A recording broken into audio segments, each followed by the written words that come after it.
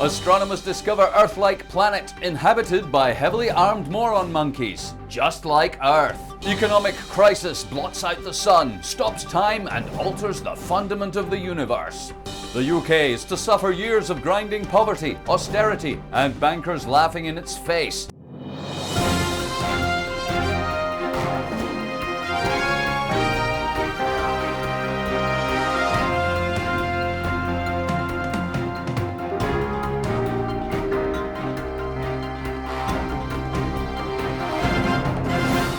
Hello, feckless sentient life forms. Welcome to the fucking news. I'm Solder C. Here are the headlines tonight. Astronomers have discovered an inhabited Earth-like planet around a star not unlike our own. The planet Kepler-22b lies about 600 light years away and is about 2.4 times the size of Earth. Kepler-22b is inhabited by life forms very similar to those found on Earth. From radio signals received from the planet, scientists have been able to tell a great deal about the planet and its dominant life form, which is surprisingly similar to humanity. Here's our science correspondent, Grant Funding. It's the most momentous discovery ever. There's life out there in the universe. But what's even more surprising is how much like us it is. Kepler-22b's dominant life form is an ape-like creature called Moron. Morons walk upright and have advanced technology. They appear to be conducting a vast mining operation all over their planet, which produces huge amounts of global pollution and environmental destruction, just like Earth. The whole planet's divided into separate territories called countries. A ruling elite of morons controls each cunt tree and other morons in it, just like Earth. Each cunt tree on the planet and its morons compete with the other cunt trees and morons to see who can do the most damage to the planet in order to make just a few morons richer, just like Earth.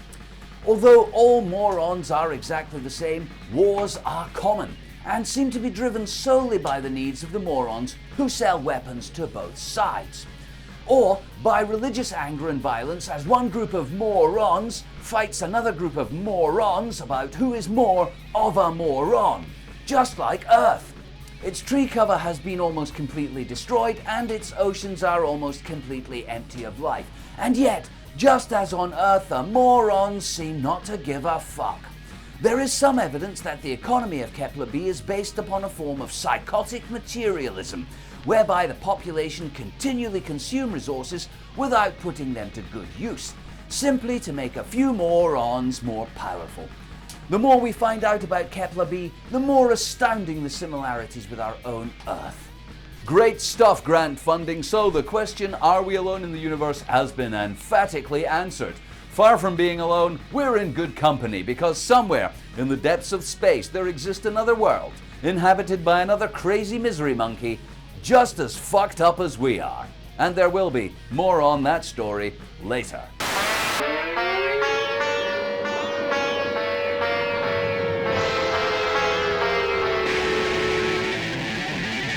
Here they come! Here they come! Here they come! Here they come! Here they come! Here they come! Here they come! Here they come! Here they come! Here they come! Here they come! Here they come! Earthlings are coming, they'll be here today. Dumb and the rugged, they come a long way. Out of the forest, out into space.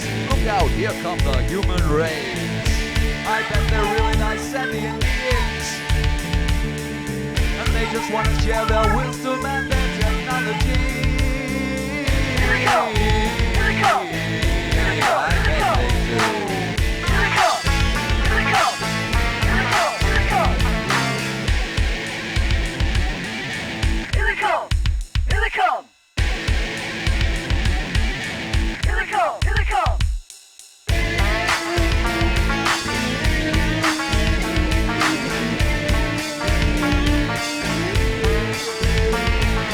Miles away in another place, unaware there's an alien race. Here come the humans in the big space rocket with a flag from home in the spacesuit pocket. Aliens can't believe what they're seeing. Planet's been claimed by the Homo sapiens. But what if their holy book says a monster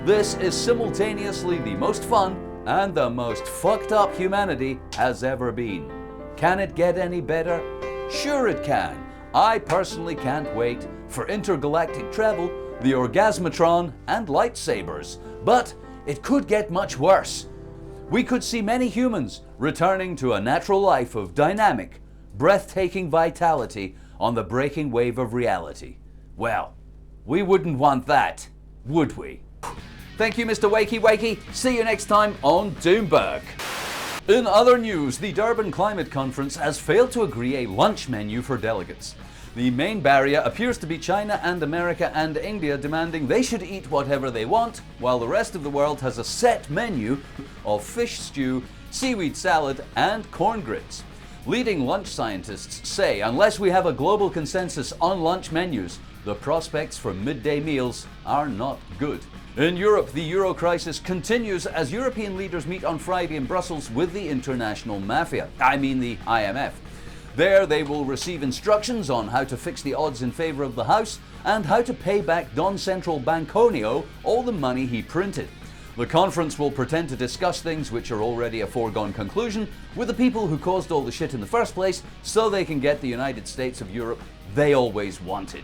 Scientists have discovered a number of new elements with strange properties. Moronium, the densest element known in nature, implodes under the weight of its own stupidity, decaying into dumnesium. Bancarium absorbs wealth from the surrounding environment until there's absolutely none left for you. And protestium, which gets very excited by these other two elements and can become revolutium, but only after huge pressure is applied. Isn't it great being able to protest against things you don't like? It is the very essence of freedom. In Egypt and Libya and Tunisia, the people were denied freedom to protest and had to fight and die to be heard. Wait a minute, freedomy. The people in those countries were oppressed by dictators America supported. We sent money and weapons to the murdering scum in those lands. We trained and equipped the armies so that they could stop the people protesting or kill them. Well, at least in America you can protest and speak your mind. That is why I love America, land of the free, home of the brave. If you don't like something in the USA, you can do something about it. Where have you been for the last 6 months? People all over America have been protesting against the greed of bankers and corporations in the Occupy Wall Street movement. First the media ignored them, until they got too big. Then they tried to paint them as whack jobs and extremists, so people would dismiss them. Finally, armed police were used to round them up, arrest them and destroy their camps. What part of that do you love? Okay, well, at least they had their say. Anyway, they are free to vote in elections for what or who they want, and thought's the kind of freedom that prevents suppression and injustice. Ha ha ha, you're a fucking idiot, freedommy. There are only two parties in America, and they are both funded by the corporations and bankers that the Occupy movement is protesting about. So we are free to choose between one bunch of puppets bought and paid for by the very rich, and another bunch of puppets bought and paid for by the very rich. Huh? I do not get it. It's simple. The whole political system is owned by bankers and corporations. At the last elections, the two candidates spent $1.5 billion on their campaigns. This was given to them by the people who really run the country. Once elected, the president does what they want, not what you want. Did you want to bail the banks out? No. Did you want to invade Iraq and Afghanistan? No. Do you want to prop up Israel and the oil industry? No. So who do you think the government is working for, freedommy? Because it's not you or the American people. No. In the UK, George Osborne's autumn statement painted a bleak picture for the people of Britain. Here's what he didn't say. The people of Britain will have to pay for the gambling debts of a few wealthy bankers. They'll have to prop up their lavish lifestyles, surrender their public services to vultures, and sacrifice their children to empty lives of consumerism. You will all have to pay for these things with higher taxes, longer hours, lower pay, and by selling your ass down the docks. I mean, selling your ass down docklands. Not only will you do this, but you'll jolly well like it. You'll sing the white cliffs of Dover, sniff the Queen's pussy juice while you smile and wave a fucking Union Jack. You'll bend over and part your butt cheeks for a giant dick of profit to pleasure itself from every aspect of your life, from education to healthcare, from transport to defense. In exchange, the few wealthy people who literally own this country, its land, resources, assets, and bonds of slavery, will treat you and the planet like Earth monopoly, sucking the future out of you and the planet so they can get a big financial stiffy and buy a fucking yacht. Hoorah! Your Majesty. Yes, I'm afraid the future is grim. As Chancellor, I shall do my best to make sure my friends can make as much money as possible while I pish a great steamy torrent of untruth from a giant cock of lies straight down your throat. Now, in order to ensure the economic recovery of the UK in the long run, I shall be bringing in a law compelling people to place the cock of lies in their mouth. While it's not yet compulsory to swallow the foamy pish from the cock of lies, everyone in the country will have to suck it. Thanks, and now the weather. Complete ignorance of the complexity of life and total lack of appreciation for nature's awesomeness pervade much of the earth. Mindless human arrogance and dominance of the material world obscure much of the beauty of existence.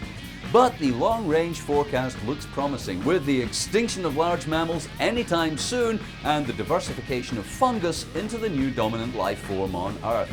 Thanks, have a nice weekend!